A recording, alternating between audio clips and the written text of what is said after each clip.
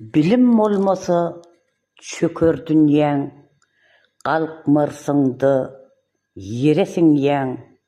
Nadanlyk çyrydyr sönýän, şoň üçin bilimi gaýym tutagul.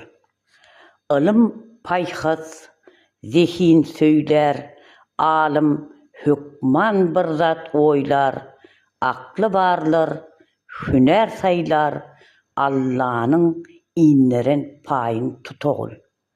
Jana dözmeseň, ilm bolmaz, göwnüňdäkini herkes bilmez. Bir ýykylan aňsat galmaz, galmasa sen onuň raýyn tutagul.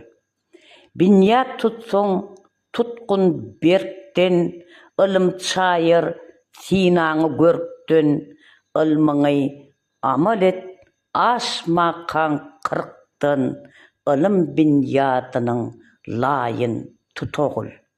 Alymyň özüniň dünýäsi bardyr, bir görseň giňdir ol, ýa bikarardyr.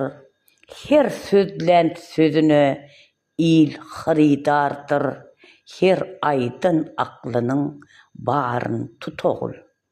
Alımlar üýşenne giden giň dünýä, her işin geljegi aýdyn görünýä. Olaryň wesiýetin etmeseň yrya, jennetde dikilen jaýyň tutagul. Ogulbeg dir, tutan ilmim söýermen, kä ondan begener, kä de köýermen, gaflat uykusyna galsam oýarsen, sen meniň izimi gaýym tutagul.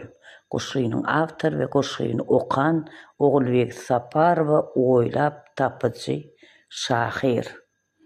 Hoş, sag bolun.